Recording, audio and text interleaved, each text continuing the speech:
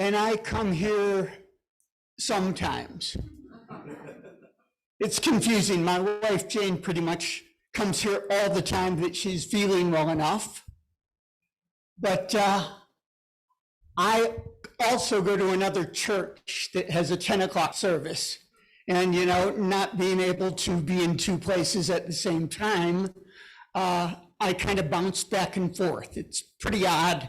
Most people are looking to go to no churches, and I'm out there going to two. So I go to Pilgrim Faith United Church of Christ on 95th, just west of Central. I did most of my career life, I'm retired now, in what's generally called the wonderful world of child welfare, which means we have a new crisis every day and I get to figure it out. I'll be telling some stories about child welfare today, and I'll be sharing some other bits and pieces of my own belief system that keeps me going. Now, as I say that, this sermon comes with a warning.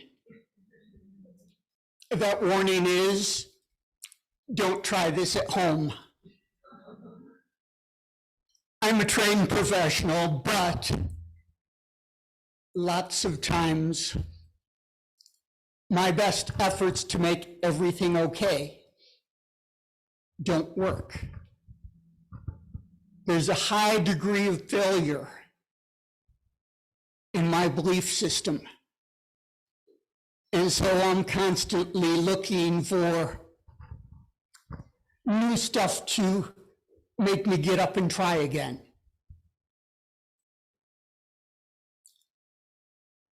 Add to that, I like to say that it's the voice of the world out there that tells me that the easy way to get through life is to be afraid, be angry, and look out for number one.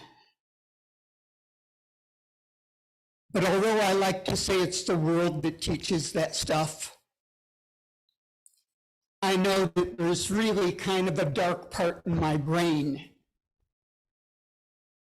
that will take those excuses on some days.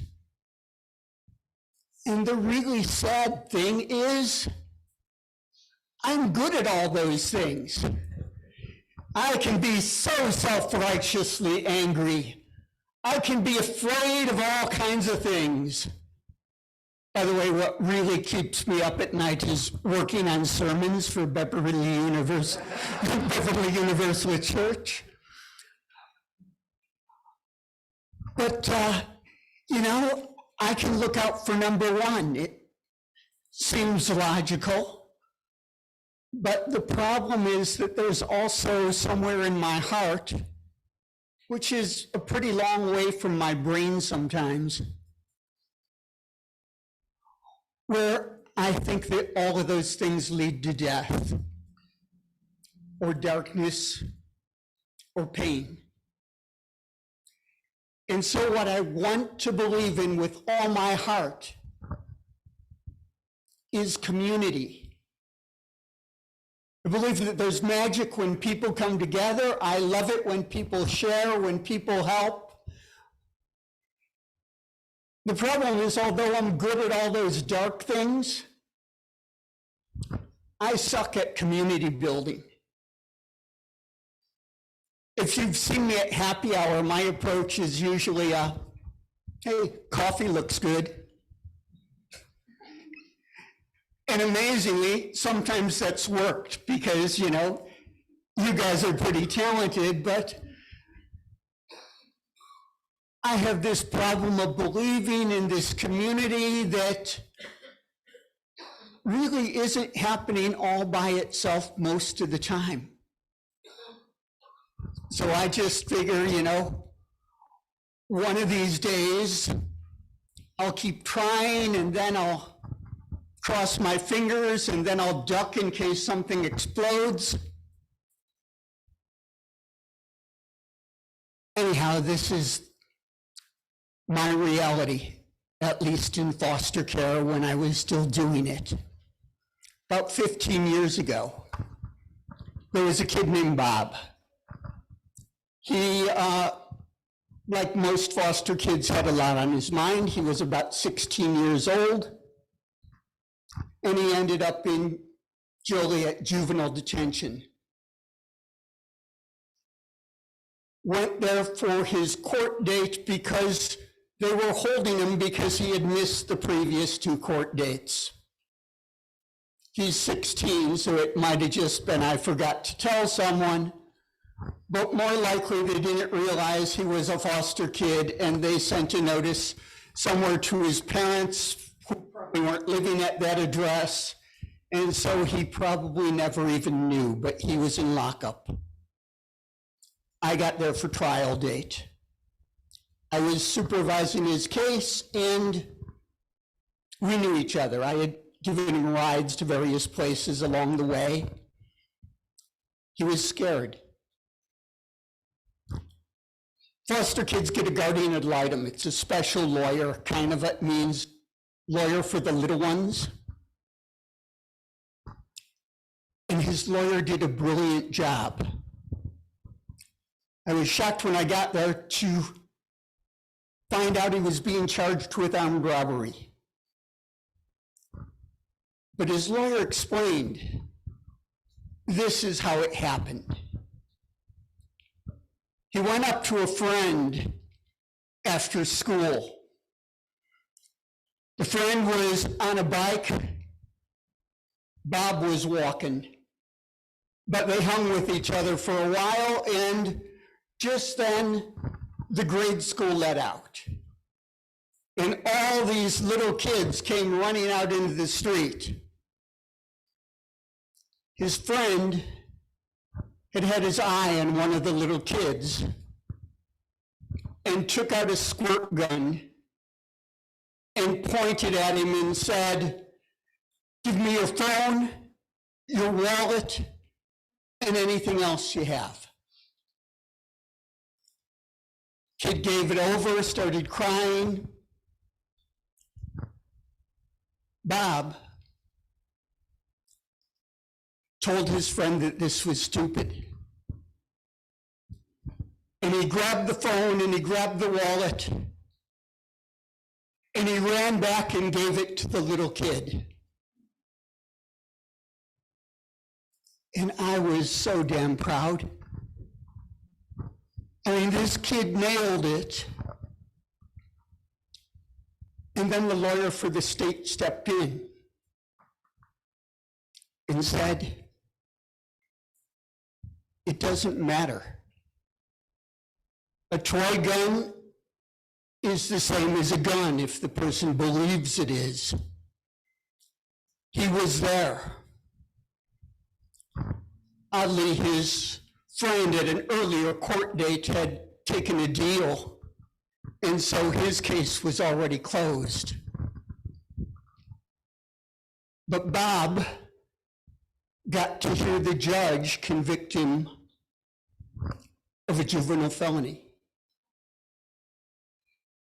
And the father, a victim, was in the courtroom, and he went up and hugged Bob. And I honestly don't know what happens to someone that they hear the story that I was so freaking proud of,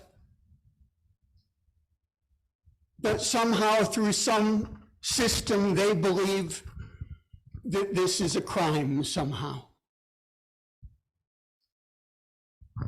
Things get real messy. That was the last day I saw Bob. His case went back to DCFS because there's a special unit for incarcerated kids. But I am terribly afraid that there's something in me on some days that can overlook all that good stuff and just say, these are the rules. We got to follow them. So here are my tools that kind of help me get through this. I want to do kind of a disclaimer here. I consider myself a Christian. I'm not sure most Christians would consider me a Christian, especially when they hear the part that I'm going to throw out next. But I also realize that Christianity has hurt lots of people. And I want to apologize for that. For me, religion is real simple. If it brings people together, it works. If it figures out how to split them apart, it's not doing what it needs to do. But here are some little Bible stories that help me. There's this crazy miracle story about a kid with 5 loaves and 2 fish. And he feeds 5,000 people. There's more to the story, but what I love about the story is I think the world tells us all the time that we're not good enough and what we do is not going to matter. And this is a story about enough. There are 5,000 people there, but a kid says, share it. And I'm not really interested in the miracle part because I want my miracles to be like world peace or ending hunger altogether, giving snacks to 5,000 people on a hill. Not really important to me, but it is a miracle.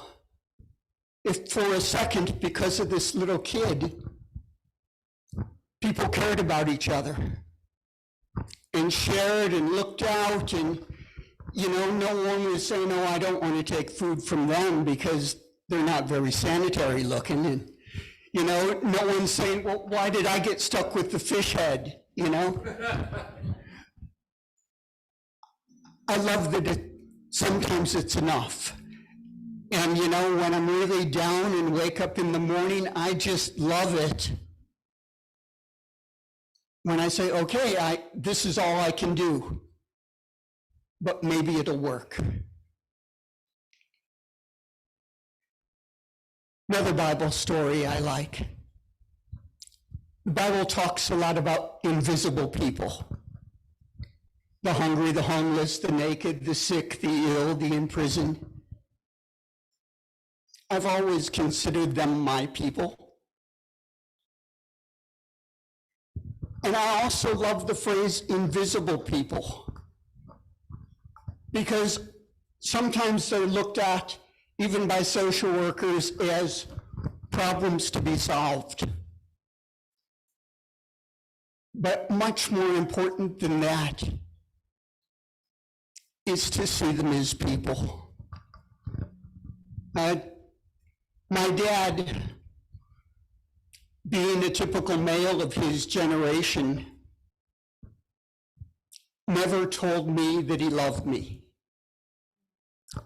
But whenever I was home from college, he changed my oil. If there are any youngsters here, there was a time when people actually changed their own oil in the driveway, crawled under with a pan. And for a while, classmates would say, oh, it's a shame that he can't share. What was really a shame is that I didn't see for a long time that that's what it is. It's my eyes that needed fixing, and it's those eyes that need to look at the sick and the hungry and the homeless and see that we're helping them because they're good. And we're helping them because we need them. And we're helping them because the future of this world depends on everybody. last crazy Bible story. They talk about lepers in the Bible. I don't even really know what leprosy is. It's bad, I think. But Jesus oddly kind of uses the words forgiveness and healing interchangeably, which at first makes no sense at all. But if you look at a leper kind of standing on the corner, they gave them bells and stuff, and if anyone came near, they'd ring the bell and say, unclean, unclean. And people would stay away. What forgiveness/healing, I think, is about because of that is that the worst place anyone can be is outcast. And what people need more than anything is to come together and figure things out and help each other. I just, am really excited when people come together. But I get knocked down all the time. So here's the best story. I had a little 6-year-old girl on my caseload, my team's caseload. She got moved a lot. And kids who get moved a lot, they start saying they have attachment disorder, which is short for every adult in their life has let them down, so why should they trust this next one? But she's brand new in this foster home, and the foster mom's kind of excited.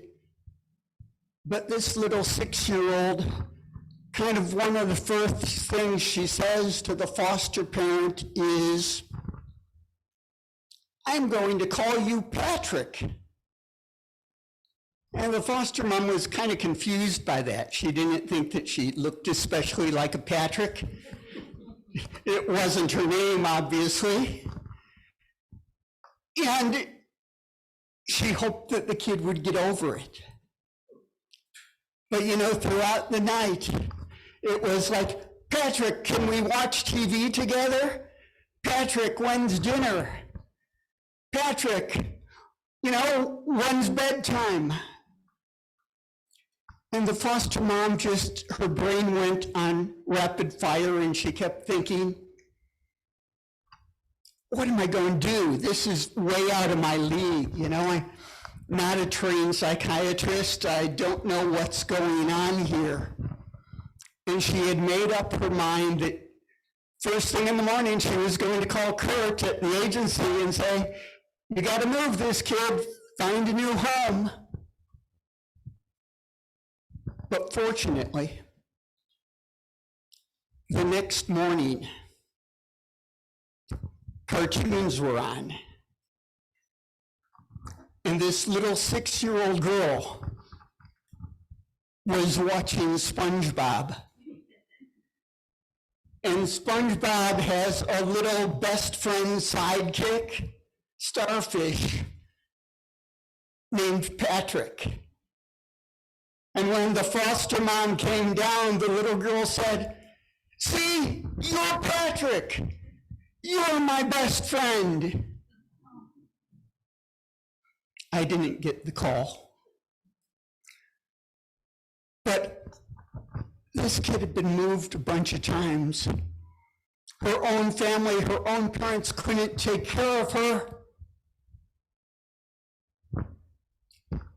And so she had every right in the world not to trust anybody. But she's the kid who gives me faith on my worst days. Because even though it's starting all over again, she had the courage to say, I'm going to find a best friend here. This isn't going to be a disaster like all the others. This time, the adult I need will be there for me. Just want to say I'm very honored to talk to you today. I'm not sure I gave any useful tips except this story of someone crazy enough to keep trying. The amazing thing is that, again, during coffee hour, even though I would, open with, hey, the coffee looks good, some of you have really touched me. And I get the feeling that you look out for me. And I kind of suspect that this is the kind of community where miracles can happen. And I want to see all of those because they'll make me keep trying. So for now, thank you. And for all those I don't know, at least in my head, I'm going to call you Patrick until we get to know each other a little better.